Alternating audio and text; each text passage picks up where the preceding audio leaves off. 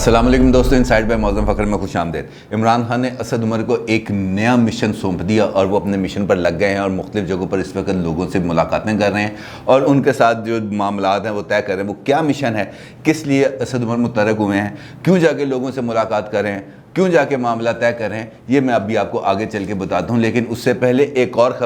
ख़बर भी है इमरान खान के दोस्त के मुतल्लिक, और वो दोस्त ने भी रिंग रोड प्रोजेक्ट रावलपिंडी के अंदर बहती गंगा में ना सिर्फ हाथ धोए बल्कि करोड़ों रुपए के फ़ायदे भी उठा लिए। और लगता तो ऐसे है जैसे ये रिंग रोड प्रोजेक्ट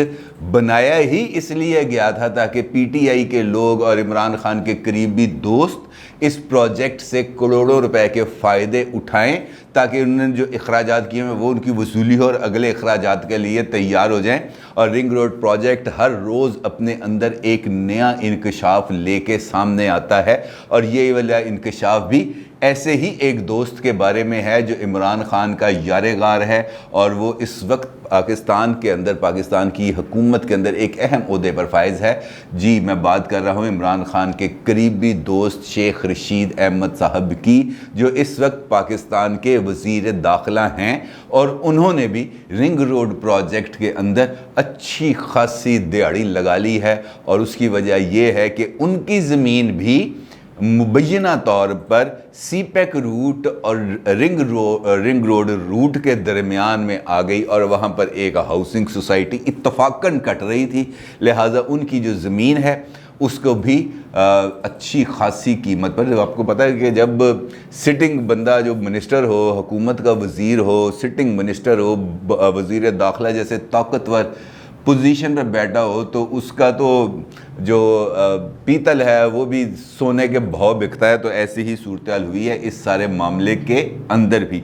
फ़तेह जंग के करीब एक एरिया है, वहाँ पर शेख रशीद साहब की कोई 1168 कनाल ज़मीन मौजूद है, 1168 कनाल। और ये शेख रशीद साहब वो शेख रशीद साहब हैं जिनका ये कहना है कि सियासत के अलावा वो और कोई काम नहीं करते। और इससे ये साबित होता है कि सियासत कितना फ़ायदेमंद मुनफ़अत बख्श कारोबार है, क्योंकि इसमें बंदा कोई कारोबार ना भी करते हुए फार्म हाउस भी बना लेता है, सैंड हाउसेस भी बना लेता है और ये करोड़ों रुपए की मालियत की ज़मीनें भी ख़रीद लेता है। और उसके बावजूद वो ये कहता है कि जनाब मैं तो कुछ भी नहीं करता, मेरा तो कोई कारोबार नहीं है। लेकिन सब कुछ ऐसे ही है। लेकिन होता क्या, ये मैं कहानी अब आपको मुकम्मल तफसील से सुनाता हूँ। शेख रशीद साहब ने किस तरीके से माल बनाया है और किस तरीके से, आपको इस बात से भी अंदाज़ा हो जाएगा कि किस वजह से ये जो रिंग रोड की अलाइनमेंट है ये तब्दील भी की गई। और शेख रशीद साहब इस सारे मामले में FIA के हेड भी हैं बतौर इंटीरियर मिनिस्टर, लेकिन वो खामोश, उन्होंने एक लफ्ज़ इस पूरे स्कैंडल के दौरान नहीं बोला। अगरचे शेख रशीद साहब के सामने अगर कोई मामला आ जाए तो वो उस पर बात करने से किसी भी तरीके से नहीं चूकते, लेकिन यहाँ पर मुकम्मल खामोशी। मामला यह है कि शेख रशीद साहब की एक ज़मीन है, 1168 कनाल ज़मीन। ये ज़मीन एक तरफ है इसके सीपेक रूट जो आ रहा है, सीपेक रूट, और दूसरी तरफ है इसके रिंग रोड। यानी कि ये जो ज़मीन है ये सीपेक रूट के और रिंग रोड के बिल्कुल दरमियान में वाक़ है। लिहाजा इस वजह से ये बहुत ज़्यादा इम्पोर्टेंस इख्तियार करेगी। और वहाँ पर एक हाउसिंग सोसाइटी कट रही है। और दिलचस्प बात यह है कि वो हाउसिंग सोसाइटी के लिए जो बाकायदा फॉर्मेलिटीज़ का अप्रूवल्स का आगाज़ होता है वो भी इस साल जनवरी से उस मामलात का आगाज़ होता है। यानी कि 4 महीने के अंदर अंदर, जनवरी के अंदर उस हाउसिंग सोसाइटी ने अपने काम का आगाज़ किया, उसके लेआउट प्लान्स बनाए, दीगर चीज़ें बनाई, उसके लिए उसको मंजूरी के लिए भिजवाया गया और 4 महीने के अंदर अंदर सारा काम ओके हो गया। लेकिन इसके बावजूद ये काम शुरू होने से पहले ही उस सोसाइटी ने फ़ाइलें भी बनाकर लोगों को इश्तिहार लगाकर टीवी चैनल्स पर, अखबारों में लगाकर बेचना शुरू कर दिया। धड़ाधड़ जो है ना, उन्होंने अच्छी खासी फ़ाइलें बेच दी। अब ये मामला था कि जैसे ही ये रिंग रोड का स्कैंडल आया हुआ है अरूज पर, और ठीक आज से 1 महीना पहले शेख रशीद साहब ने इस हाउसिंग सोसाइटी को जो उस जगह पर बन रही है, यानी कि सीपेक रूट और रिंग रोड के ऐन दरमियान में, वहाँ पर उन्होंने अपनी ज़मीन उस हाउसिंग सोसाइटी के मालिक को फ़रोख्त कर दी।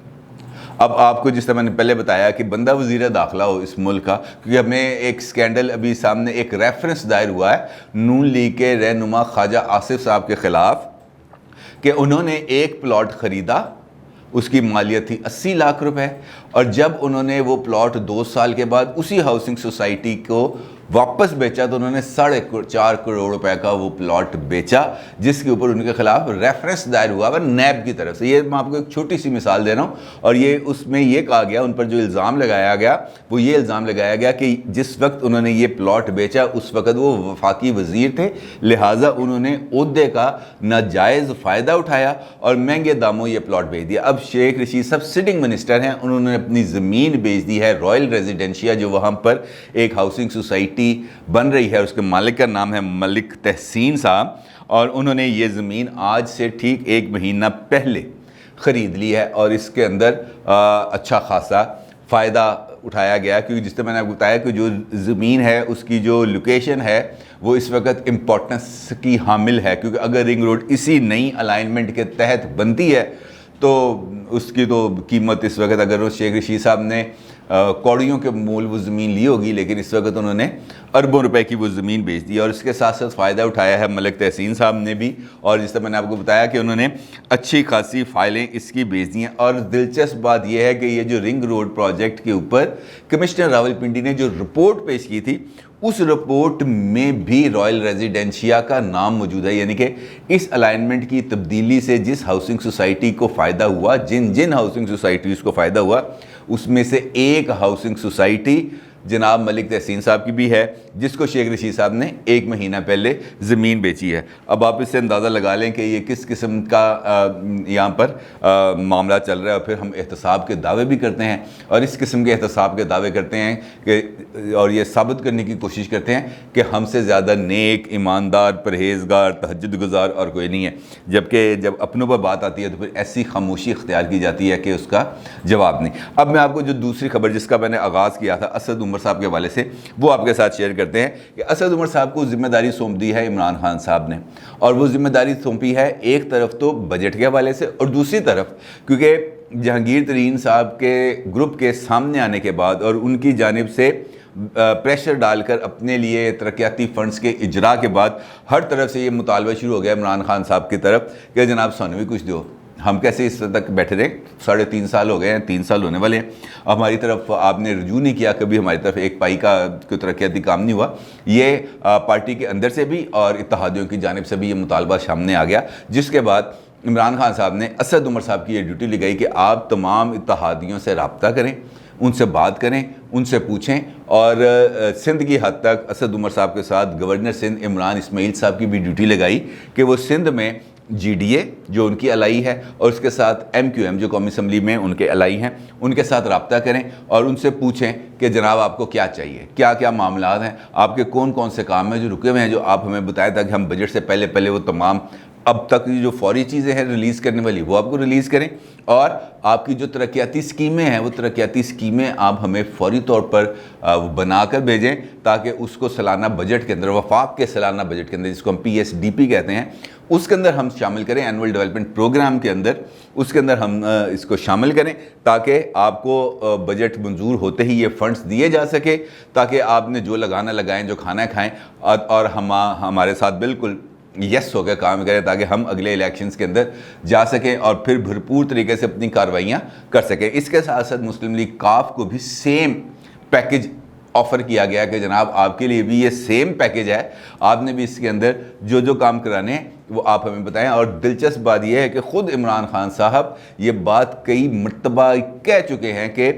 جو ترقیاتی فنڈ ہے یہ انفیکٹ رشوت ہے، اور یہ جو ترقیاتی فنڈ ہیں یہ اراکین اسمبلی کو دی ہی نہیں جانے چاہیے۔ اراکین اسمبلی جو ہیں، قومی اسمبلی کے جو ممبر ہیں، جو صوبائی اسمبلیوں کے ممبر ہیں، وہ قانون ساز اسمبلیوں کے ممبر ہیں، ان کا فوکس ہونا چاہیے قانون سازی پر، نہ کہ گلیاں بنانے پر، نہ کہ سولنگ کروانے پر، نہ کہ اسٹریٹ لائٹ کرانے پر، اور یہ کرپشن کے لیے ہی ان کو یہ پیسے دیے جاتے ہیں۔ لیکن جو خود اپنے پہ بات آئی تو تمام اصول، تمام ضابطے، تمام چیزیں بھول گئے، اور یہ بھی بھول گئے کہ خود سپریم کورٹ آف پاکستان نے پرائم منسٹر آف پاکستان کو یہ ترقیاتی فنڈز دینے سے روک دیا ہوا ہے ایک آرڈر کے تحت. اور اسی آرڈر پر آپ کو یاد ہے کہ جب وہ معاملہ آیا تھا، جب یہ ضمنی الیکشنز ہو رہے تھے، تو اس میں جسٹس قاضی فائز عیسیٰ صاحب کے سامنے یہ جب معاملہ آیا تھا کہ ایک واٹس ایپ میسیج کا ذکر آیا تھا کہ ان کو ایک واٹس ایپ میسیج آیا جس میں یہ بتایا گیا تھا کہ کسی حلقے کے اندر جو گجرات کا حلقہ تھا وہاں پر کوئی ترقیاتی فنڈز جاری کیے ہیں 26 کروڑ روپے مالیت کے. اور جب اس کی تحقیق کی تو پتہ چلا کہ یہ چودھری شجاعت حسین کے صاحبزادے چودھری صالح حسین صاحب کی کانسٹیٹوئنسی ہے، جس کے لیے براہ راست جو وفاق کے فنڈز ہیں اس میں سے یہ پیسے جاری کیے گئے. اور پھر اس وقت اٹارنی جنرل نے یہ کہا تھا کہ جناب یہ تو مصدقہ بات نہیں ہے، جب تک ہم اس کی تصدیق نہیں کر سکتے ہم اس بات کو تسلیم نہیں کریں گے. جس پر یہ آبزرویشن آئی تھی عدالت عظمیٰ کی جانب سے کہ جناب یہ ترقیاتی فنڈز آپ لوگ جاری نہیں کر سکتے. جس پر عمران خان صاحب نے جب عدم اعتماد والا معاملہ آیا تھا تو اس پر بھی اناؤنس کر دیا تھا کہ ہر ایک رکن اسمبلی کو 10 کروڑ روپے کے 12 کروڑ روپے کے فنڈز جاری کیے جائیں گے. پھر اس پر بھی روک لگا دی تھی، اور اس کے بعد پھر رات گئی بات گئی، ووٹ لے لیا، اس کے بعد خاموشی ہوگی. اور اب جب لوگوں نے دیکھا، پی ٹی آئی کے خود لوگوں نے دیکھا کہ جناب یہ کس قسم کی بندر بانٹ ہو رہی ہے، کیونکہ جب تک پریشر نہیں ڈالا جائے گا، جب تک دباؤ نہیں ڈالا جائے گا کوئی کام نہیں ہوگا، تو انہوں نے بھی اس بات پر سوچ لیا کہ جناب اب ہمیں بھی کوئی نہ کوئی پرزے نکالنے پڑیں گے، ہمیں بھی ان کی جیب سے پیسے نکلوانے کے لیے، اپنے حلقے میں منہ دکھانے کے لیے کچھ نہ کچھ کام کرنا ہے، تو اس کے لیے پیسے چاہیے. تو اس پیسوں کے لیے یہ ایک آسان طریقہ ہے کہ تمام جو ترقیاتی اسکیمیں ہیں اس کو آپ ڈیولپمنٹ پروگرام میں شامل کریں، اور ڈیولپمنٹ پروگرام میں شامل ہونے کے بعد اس کو بجٹ میں منظور کرائیں، اور بجٹ میں منظور کرانے کے بعد